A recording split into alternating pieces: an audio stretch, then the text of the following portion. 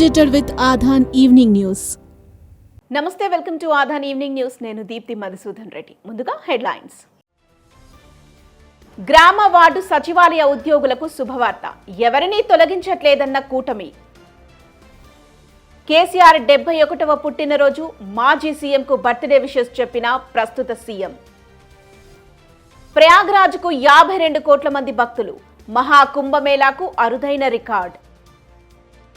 112 మంది భారతీయుల బహిష్కరణ, అమృత్సర్లో ల్యాండ్ అయిన 3వ విమానం. చైనాను శత్రువులా చూడొద్దు, పొరుగు దేశంపై ప్రేమ కురిపించిన కాంగ్రెస్ నేత. వివరాల్లోకి వెళితే బీఆర్ఎస్ అధినేత కేసీఆర్ నేడు 71వ పుట్టినరోజును జరుపుకుంటున్నారు. కేసీఆర్ పుట్టినరోజు సందర్భంగా బీఆర్ఎస్ నేతలు, కార్యకర్తలు రాష్ట్ర వ్యాప్తంగా పలు సేవా కార్యక్రమాలను నిర్వహిస్తున్నారు. ఇదిలా ఉంటే కేసీఆర్కు ముఖ్యమంత్రి రేవంత్ రెడ్డి పుట్టినరోజు శుభాకాంక్షలు తెలిపారు. గజ్వెల్ నియోజకవర్గ శాసనసభ్యులు, మాజీ ముఖ్యమంత్రి శ్రీ కల్వకుంట్ల చంద్రశేఖరరావు గారికి హార్దిక జన్మదిన శుభాకాంక్షలు అని ట్వీట్ చేశారు రేవంత్ రెడ్డి. నిత్యం ప్రజాసేవలో నిమగ్నమవుతూ రాష్ట్రాభివృద్ధికి పాటుపడటంలో భగవంతుడు వారికి సంపూర్ణ ఆయురారోగ్యాలు ప్రసాదించాలని ఆకాంక్షిస్తున్నట్లు సీఎం తెలిపారు. ఇదిలా ఉంటే తెలంగాణ భవన్లో కేసీఆర్ బర్త్డే వేడుకలు ఘనంగా జరుగుతున్నాయి. ఆ విశేషాలను ఇప్పుడు చూద్దాం. తెలంగాణ భవన్లో బీఆర్ఎస్ అధినేత, మాజీ సీఎం కేసీఆర్ 71వ పుట్టినరోజు వేడుకలు ఘనంగా జరుగుతున్నాయి. 71 కిలోల భారీ కేక్ని మాజీ మంత్రి కేటీఆర్, బీఆర్ఎస్ నేతలు కట్ చేశారు. ఈ సందర్భంగా బీఆర్ఎస్ వర్కింగ్ ప్రెసిడెంట్ కేటీఆర్ మాట్లాడారు. తెలంగాణ జాతికి మాజీ సీఎం కేసీఆర్ హీరో అని ఆయన అన్నాడు. తెలంగాణ కారణ జన్ముడు కేసీఆర్ అన్నారు. ఆయన మళ్లీ ముఖ్యమంత్రి కావాలని ప్రజలు గట్టిగా కోరుకుంటున్నారని, కేసీఆర్ను మళ్లీ సీఎం చేసేందుకు మనం కూడా అంతే గట్టిగా పనిచేద్దామని అన్నారు. రానున్న 3.5 ఏళ్లు 60 లక్షల గులాబీ దండు ఇదే లక్ష్యంతో ముందుకెళ్లాలని కేటీఆర్ అన్నారు. హైదరాబాద్లో మరో భారీ స్కామ్ వెలుగు చూసింది. ఫాల్కన్ ఇన్వాయిస్ డిస్కౌంట్ పేరుతో జరిగినటువంటి భారీ మోసం బయటపడింది. చిన్న తరహా పెట్టుబడుల పేరుతో ఫాల్కన్ సంస్థ మోసాలకు పాల్పడినట్లు పోలీసులు గుర్తించారు. ఒక్క హైదరాబాద్లోనే ఫాల్కన్ సంస్థ 850 కోట్లు వసూలు చేసినట్లు తెలిసింది. దేశవ్యాప్తంగా 6,979 మంది బాధితుల నుంచి 17,000 కోట్ల రూపాయలు వసూలు చేసింది Falcon group. Britannia, Godrej, Amazon వంటి సంస్థల్లో పెట్టుబడులు పెట్టాలని చెప్పి ప్రజలను మోసం చేశారు. ఈ వసూలకు ఫాల్కన్ అనుబంధంగా 14 సంస్థలు ఏర్పాటు చేశాయి. ఫాల్కన్ ఇన్వాయిస్ డిస్కౌంట్ సంస్థకు చెందినటువంటి 3 కీలక వ్యక్తులు ఎఫ్ఐడి చైర్మన్ అమర్దీప్ కుమార్, అలాగే సిఓఓ ఆర్యన్ సింగ్ సందీప్ దుబాయ్కి పారిపోయారు. ఎఫ్ఐడి సంస్థకు సంబంధించిన 20 మందిపై సైబర్ క్రైమ్ పోలీసులు కేసులు నమోదు చేశారు. 6 ఉద్యోగులు భారతదేశంలోనే ఉన్నట్లుగా తెలుస్తుంది. మరి వారి కోసమైతే వెతుకులాట కొనసాగుతూనే ఉంది. ఎఫ్ఐడి సంస్థ బిజినెస్ హెడ్ పవన్ను సైబరాబాద్ ఆర్థిక నేరాల విభాగం పోలీసులు అరెస్ట్ చేసి రిమాండ్కి తరలించారు. ఇక ఎఫ్ఐడి కంపెనీకి 2 డైరెక్టర్లు ఉన్నారు. అందులో ఒకరు అమర్దీప్ కుమార్, మరొకరు వి కావ్య. మిగిలిన ఉద్యోగులు వివిధ హోదాల్లో ఉన్నారు. పోలీసులు అమర్దీప్ కుమార్ను A1గా, కావ్యను A2గా చేర్చారు. ఎఫ్ఐడి సంస్థ డబ్బులను ఓ మొబైల్ యాప్ ద్వారా ఇన్వెస్టర్ల నుండి సేకరించినట్టుగా కూడా తెలుస్తుంది. అధిక వడ్డీ రూపంలో లాభాలు ఇస్తామని ప్రచారం చేసి మోసం చేశారు. రైట్, ఇక ఆంధ్రప్రదేశ్ మంత్రి నారా లోకేష్ ప్రయాగ్రాజ్కి వెళ్లారు. దానికి సంబంధించిన విశేషాలు ఇప్పుడు చూద్దాం. ఏపీ మంత్రి నారా లోకేష్ తన కుటుంబంతో కలిసి ప్రయాగ్రాజ్ని సందర్శించారు. భార్య నారా బ్రాహ్మణి, కుమారుడు దేవాంశులతో కలిసి త్రివేణి సంగమంలో పుణ్యస్నానం ఆచరించారు. త్రివేణి సంగమం వద్ద షాహీ స్నానఘట్టంలో పవిత్ర స్నానాలు ఆచరించారు. వీరు సాంప్రదాయబద్ధంగా గంగాదేవికి పూజలు చేసి హారతి కూడా ఇచ్చారు. మహాకుంభమేళాలో పాల్గొనటం జీవితకాలపు అనుభూతి అని అభివర్ణించారు బ్రాహ్మణి. ఈ మహిమాన్విత గడ్డపైకి తరలివచ్చిన కోట్లాది మంది సామూహిక విశ్వాసాల నుంచి తాను అద్భుతమైన దివ్యశక్తిని అనుభూతిని చెందానని ఆవిడన్నారు. తర్వాత వారు వారణాసికి వెళ్లారు. అక్కడ ముందుగా కాలభైరవ ఆలయాన్ని సందర్శించుకొని అనంతరం కాశీ విశ్వేశ్వర స్వామి, విశాలాక్షి అమ్మవార్ల దర్శనం చేసుకున్నారు. ఇక ఈ నెల 26 వరకు మహాకుంభమేళా జరుగుతుంది. ఇప్పటి వరకు 52 కోట్లకి పైగా భక్తులు పుణ్యస్నానాలు ఆచరించారు. విదేశాల నుండి కూడా భక్తులు తరలి వస్తున్నారు. రైట్, ఇక కేసినేని నాని రీ ఎంట్రీ ఇవ్వబోతున్నారట. ఆ విశేషాలేంటో ఇప్పుడు చూద్దాం. గత ఎన్నికల ముందు వైసీపీలో చేరినటువంటి విజయవాడ మాజీ ఎంపీ కేసినేని నాని లోక్సభ ఎన్నికల్లో ఓటమి చవిచూడటం, పైగా సొంత తమ్ముడు కేసినేని చిన్ని చేతిలోనే ఓడిపోవడంతో రాజకీయాలకు దూరంగా ఉండటానికి నిర్ణయం తీసుకున్నారు. రాజకీయాల నుంచి తప్పుకుంటున్నట్టు ఒక ప్రకటన కూడా చేశారు. ప్రకటన చేసిన చాలా నెలల తర్వాత తాజాగా ఇప్పుడు నందిగామలో జరిగిన ఓ కార్యక్రమంలో కేసినేని నాని ప్రసంగించారు. ఆ ప్రసంగం వింటే తిరిగి రీఎంట్రీ ఇవ్వబోతున్నారా అనే అనుమానం రాక తప్పదు. ఖచ్చితంగా మీకు కూడా అదే అనిపిస్తుంది. రాజకీయాల నుంచి తప్పుకుంటున్నప్పటికీ ప్రజాసేవను మాత్రం వీడలేదని ఈ సభలో స్పష్టం చేశారు ఆయన. పదవిలో లేకున్నా ప్రజలకు అందుబాటులోనే ఉంటానని తెలిపారు. గత 10 ఏళ్లలో ఎవరినీ కూడా ఆశ్రయించకుండా స్వతహాగా పనిచేశానని చెప్పారు. నాకు విజయవాడ అంటే పిచ్చి, నగర అభివృద్ధి కోసం ఎప్పటికీ కట్టుబడే ఉంటాను. విజయవాడ ప్రజలు 2 సార్లు ఎంపీగా అవకాశం ఇచ్చినందుకు కృతజ్ఞతలు చెప్పారు ఆయన. దుర్గగుడి ఫ్లైఓవర్ను కేంద్ర మంత్రి నితిన్ గడ్కరీతో కలిసి సాకారం చేశానని ఈ సందర్భంగా మరొకసారి విజయవాడ ప్రజలకి గుర్తు చేశారు. అయితే ఆయన బీజేపీ రాష్ట్ర అధ్యక్షురాలు పురంధేశ్వరితో కూడా కాంటాక్ట్లో ఉన్నారని, త్వరలో బీజేపీలో చేరుతారు అనే ప్రచారం కూడా సాగుతుంది. ఇదిలా ఉంటే కేసినేని నాని కూతురు శ్వేత తిరిగి టీడీపీలోకి వస్తారు అనే మరో ప్రచారం కూడా సాగుతుంది. ఏది ఏమైనా ప్రస్తుతం రాజకీయాలకి దూరంగా ఉన్నటువంటి కేసినేని నాని కుటుంబం తిరిగి రాజకీయాల్లోకి వస్తారు అనే వార్త అయితే ప్రస్తుతం చక్కర్లు కొడుతుంది. లెట్స్ సీ మరి వాళ్ళు ఏం చేస్తారు అనేది. రైట్, ఇక గ్రామ వార్డు సచివాలయ ఉద్యోగులకి కూటమి ప్రభుత్వం ఒక శుభవార్త చెప్పింది. అదేంటో ఇప్పుడు చూద్దాం. ఏపీ మంత్రి డోలా బాలవీరాంజనేయ స్వామి గ్రామ వార్డు సచివాలయ ఉద్యోగ సంఘాల నేతలతో కొన్ని చర్చలు జరిపారు. 17 గుర్తింపు పొందిన ఉద్యోగ సంఘ నేతలు ఈ చర్చలకు హాజరయ్యారు. ఉద్యోగ సంఘ నేతల సమస్యలు, సూచనలు, వారి సలహాలు కూడా విన్నారు మంత్రి. ఈ క్రమంలోనే గ్రామ వార్డు సచివాలయ రేషనలైజేషన్ ప్రక్రియకు కేబినెట్ ఆమోదం ఇచ్చిందని చెప్పారు. ప్రస్తుతం 3 కేటగిరీలుగా సచివాలయాలు ఉద్యోగులు ఉన్నారు. ముఖ్యంగా 2500 మంది జనాభా కంటే తక్కువ ఉన్న సచివాలయంలో 6 ఉద్యోగులు మాత్రమే ఉన్నారు. ఇక 2500 నుంచి 3500 జనాభా ఉన్న సచివాలయంలో 7 ఉద్యోగులు ఉన్నారు.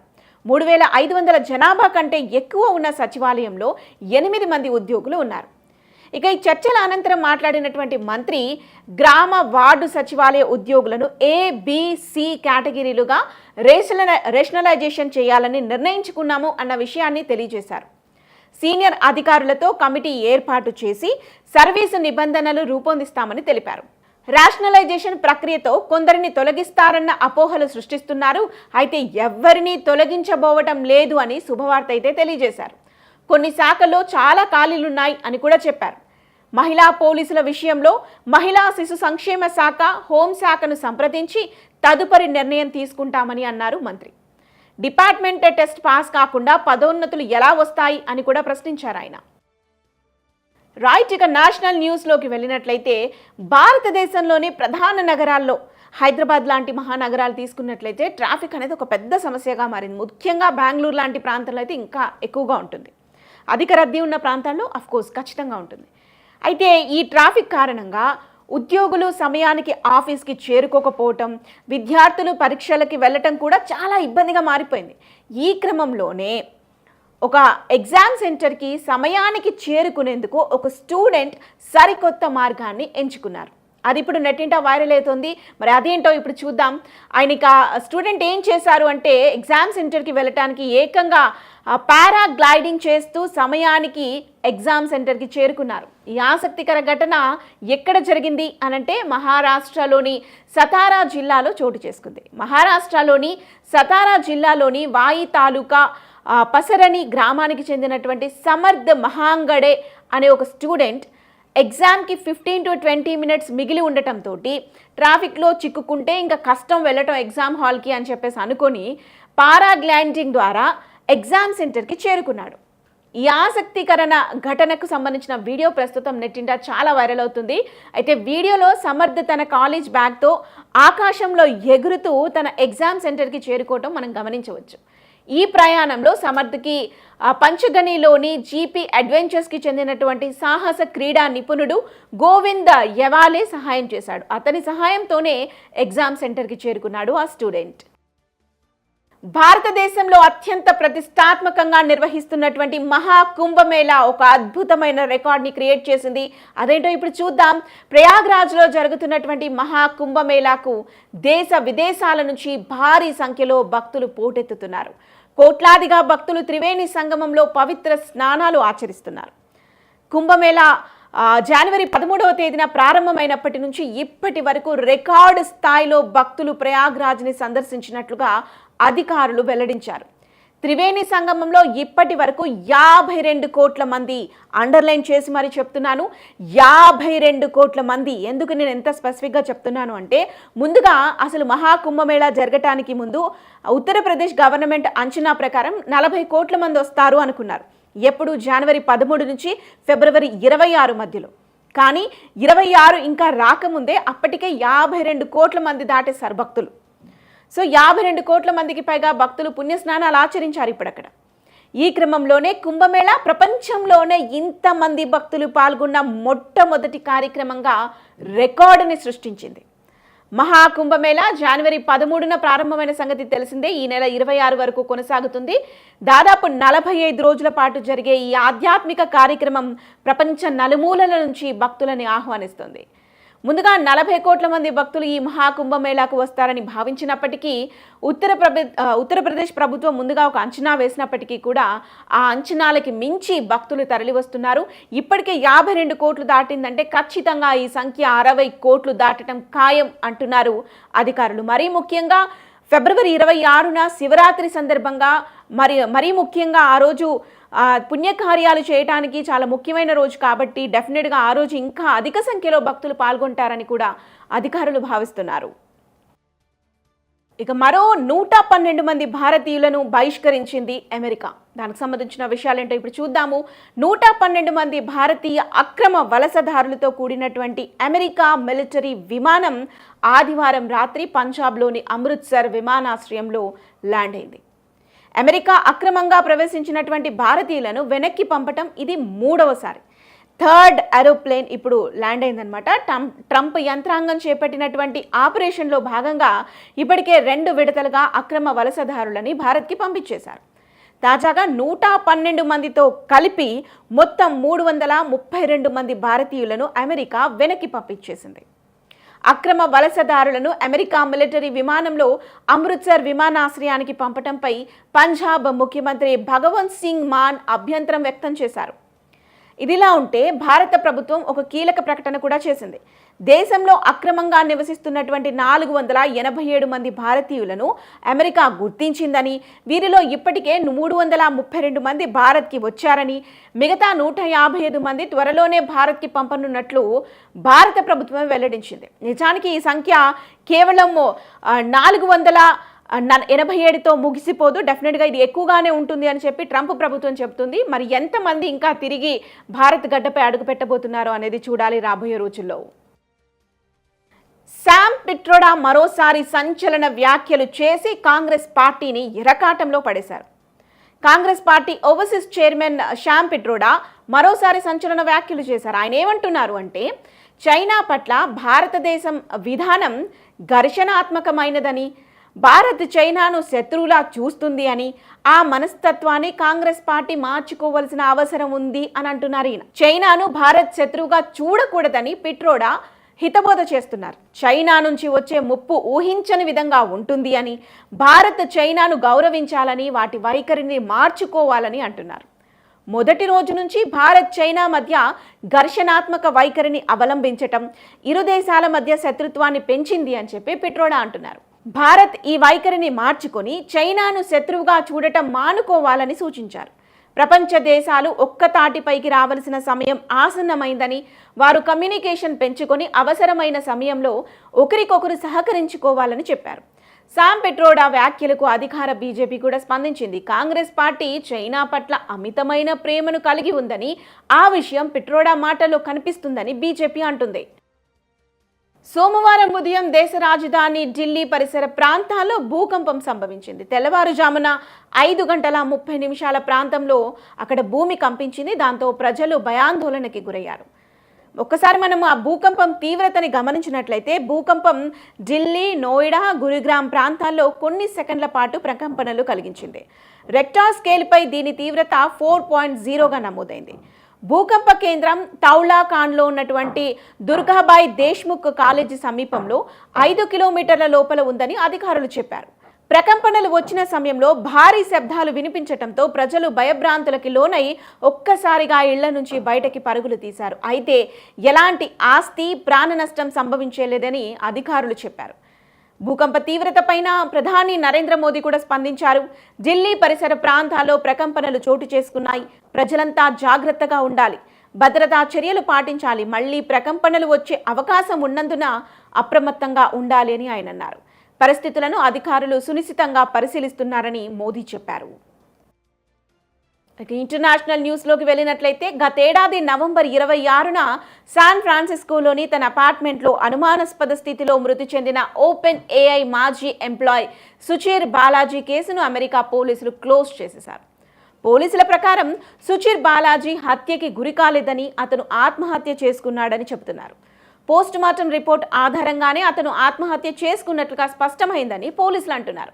అనేక వారాల దర్యాప్తు తర్వాత శాన్ ఫ్రాన్సిస్కో పోలీసులు హత్యకు సంబంధించి ఎలాంటి ఆధారాలు లేవని చెబుతున్నారు. అందువల్ల పోలీసులు అధికారికంగా కేసును మూసివేయాలని ప్రకటించారు. ఇదిలా ఉంటే గతంలో మీడియాతో మాట్లాడిన సుచీర్ తల్లి పూర్ణిమారావు తన కుమారుడిది హత్యేనని, చాట్‌జీపీటీ మాతృ సంస్థ ఓపెన్ ఏఐ ఈ ఘాతుకానికి ఒడిగట్టిందని సంచలన ఆరోపణలు చేశారు. ఓపెన్ ఏఐలో 4 ఏళ్ల పాటు రీసెర్చర్గా పనిచేసిన అతడికి అక్కడ ఏం జరుగుతుంది అనేది తెలుసని, ఆ రహస్యాలు బయట పడకూడదనే ఉద్దేశంతోనే బాలాజీని హత్య చేశారని ఆవిడ ఆరోపిస్తున్నారు. అమెరికా మద్దతు తమకు లేకుంటే తమ దేశం మనుగడ సాగించటం చాలా కష్టమని అంటున్నారు ఉక్రెయిన్ అధ్యక్షుడు జెలెన్స్కీ. చర్చల ద్వారా శాంతి ఒప్పందానికి ట్రంప్ ప్రయత్నం చేస్తున్న సంగతి తెలిసిందే.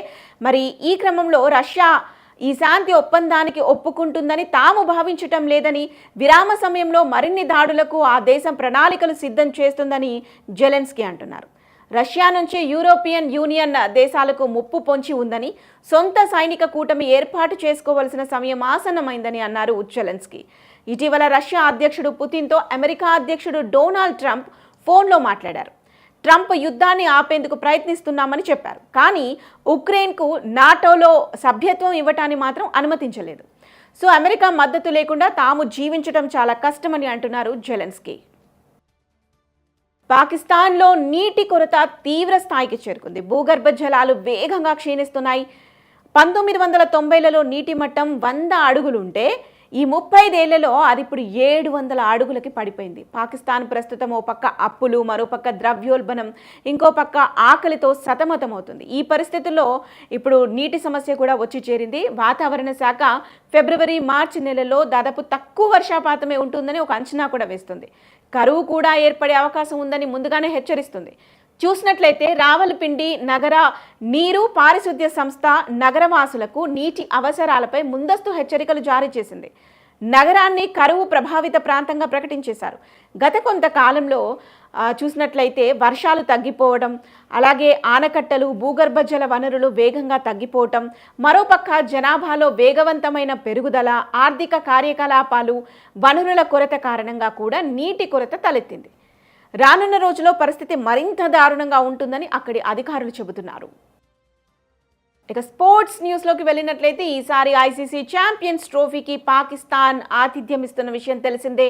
అయితే భద్రతా దృష్ట్యా తమ జట్టును దాయాది దేశానికి పంపించబోమని బీసీసీఐ తేల్చి చెప్పడంతో ఐసీసీ ఈ టోర్నమెంటును హైబ్రిడ్ మోడ్లో నిర్వహించాలని నిర్ణయించింది. దాంతో భారత తన మ్యాచ్లను దుబాయ్ వేదికగా ఆడనుంది. ఇక భారత జట్టు తమ దేశానికి రాకపోవడంపై పాకిస్తాన్ గుర్రుగా ఉంది. ఈ నేపథ్యంలోనే పాక్ క్రికెట్ బోర్డు తాజాగా చేసినటువంటి ఒక చర్యపై నెటిజన్లు ఆగ్రహం వ్యక్తం చేస్తున్నారు.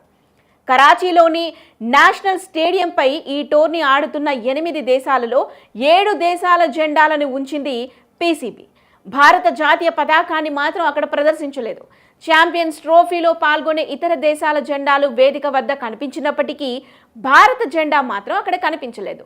కరాచీ స్టేడియం తాలూకు వీడియో ఒకటి సోషల్ మీడియా వేదికగా బయటకు వచ్చింది. దాంతో నెటిజన్లు ఇది పాక్ వక్రబుద్ధిని మరోసారి బయట పెట్టిందని ఆగ్రహం వ్యక్తం చేస్తున్నారు. ఈ నెల 19న ఛాంపియన్స్ ట్రోఫీ ప్రారంభమవుతుంది. మొత్తం 8 దేశాలు 2 గ్రూపులుగా పోటీ పడనున్నాయి. 2 గ్రూపుల్లో టాప్ 2 జట్లు సెమీస్కి వెళతాయి. సెమీఫైనల్లో గెలిచినటువంటి 2 జట్లు ఫైనల్లో తలపడతాయి. లీగ్ స్టేజ్లో ప్రతి జట్టు 3 మ్యాచ్లు ఆడుతుంది. ఇక టీమిండియా ఈ నెల 20-23తో పాటుగా మార్చి 1న తన లీగ్ మ్యాచ్లు ఆడనుంది. ఈ మ్యాచ్లో బంగ్లాదేశ్, పాకిస్తాన్ అలాగే న్యూజిలాండ్ జట్టులతో రోహిత్ సేన తలపడనుంది. ఓ పక్క ఛాంపియన్ ట్రోఫీ కోసం ఇప్పటికే దుబాయ్కి చేరుకున్నటువంటి భారత జట్టు అక్కడ వాగ్వాదానికి చోటు చేసుకున్నట్టుగా కూడా తెలుస్తుంది. భారత జట్టు ఇటీవల ఇంగ్లాండ్తో జరిగినటువంటి 3 వన్డే మ్యాచ్ల సిరీస్ని క్లీన్ స్వీప్ చేసిన సంగతి తెలిసిందే. ముఖ్యంగా ఇందులో శ్రేయస్ అయ్యర్ 4వ స్థానంలో ఆడుతూ 181 పరుగులు చేసి అద్భుతమైన ప్రదర్శనని కనబరిచారు. నిజానికి విరాట్ కోహ్లీ గాయం కారణంగానే శ్రేయస్ అయ్యర్కి తొలి వన్డేలో ఆడే అవకాశం లభించింది. శ్రేయస్ హాఫ్ సెంచరీతో రాణించి మిగిలిన వన్డేలలో కూడా జట్టులో కొనసాగాడు. అయితే జరగబోయే ఛాంపియన్స్ ట్రోఫీలో అయ్యర్ ఎంపికపై గంభీర్, అఘార్కర్ మధ్య వివాదం చెలరేగింది. ఛాంపియన్స్ ట్రోఫీ ఫిబ్రవరి 19 నుంచి ప్రారంభమవుతుంది. 20న భారత్ బంగ్లాదేశ్ మధ్య తొలి మ్యాచ్ జరగనుండగా భారత జట్టు ఇప్పటికే దుబాయ్లో అడుగుపెట్టి అక్కడ ప్రాక్టీస్ కూడా స్టార్ట్ చేసింది. ఇక ఇదిలా ఉంటే కేఎల్ రాహుల్ అండ్ రిషబ్ పంత్ ఎంపిక విషయంలో కూడా గంభీర్, అఘార్కర్ మధ్య చిన్న వాగ్వివాదం చోటు చేసుకుంది. అఘార్కర్ పంతుని తుది జట్టులో ఆడించాలని అభిప్రాయపడుతుంటే గంభీర్ మాత్రం రాహుల్కే ప్రాధాన్యతనిచ్చాడు. పంత్కి అవకాశాలు రావచ్చు, కానీ రాహుల్ ప్రస్తుత పరిస్థితుల్లో బాగా రాణిస్తున్నాడు అని గంభీర్ అంటుంటే పంత్నే మ్యాచ్లో తీసుకోవాలని అఘార్కర్ అభిప్రాయపడుతున్నారు. ఇక శ్రేయస్ విషయంలో కూడా వీరి మధ్య ఇలాంటి వివాదమే తలెత్తింది. గంభీర్ శ్రేయస్ని ఎంపిక చేసి ఇంగ్లాండ్ సిరీస్లో ఆడించడంతో పాటుగా ఛాంపియన్స్ ట్రోఫీ జట్టులో కూడా అతన్ని పెట్టించారు. అయితే కెప్టెన్ రోహిత్ శర్మ మాత్రం గంభీర్ నిర్ణయాలని ఆమోదించి వాటిని సమర్థించారు. దీంతో గంభీర్ అలాగే అఘార్కర్ మధ్య తీవ్ర వాదోపవాదనలు కొనసాగుతున్నాయి. రైట్, ఇక సినిమా న్యూస్లోకి వెళ్ళినట్లయితే రాజమౌళి విజయ రహస్యం ఇదే అంటున్నారు ప్రముఖ డైరెక్టర్ కరణ్ జోహార్. బాలీవుడ్ ప్రముఖ దర్శక నిర్మాత కరణ్ జోహార్ టాలీవుడ్ డైరెక్టర్ రాజమౌళి సినిమాలపై ఆసక్తికర కామెంట్స్ చేశారు. కొన్ని సినిమాలు కథలో లాజిక్ కన్నా కూడా ప్రేక్షకుల నమ్మకంతోనే హిట్ అవుతాయి. రాజమౌళి తీసే సినిమాలే అందుకు ఎగ్జాంపుల్. ఆయన సినిమాలో ఎలాంటి సన్నివేశమైనా సరే ప్రేక్షకులకు నమ్మకం కలిగేలా ప్రజెంట్ చేస్తారు. అదే ఆయన విజయ రహస్యం అని అన్నారు కరణ్ జోహార్. ఓ గొప్ప దర్శకుడు తన కథను ఎంత నమ్మితే ప్రేక్షకులందరూ అదే విధంగా నమ్మేలా ఉంటారు. RRR కానీ, యానిమల్ కానీ, గదర్ సినిమాలు విజయం సాధించడం వెనుక కూడా అదే నమ్మకం అని ఆయన అన్నారు.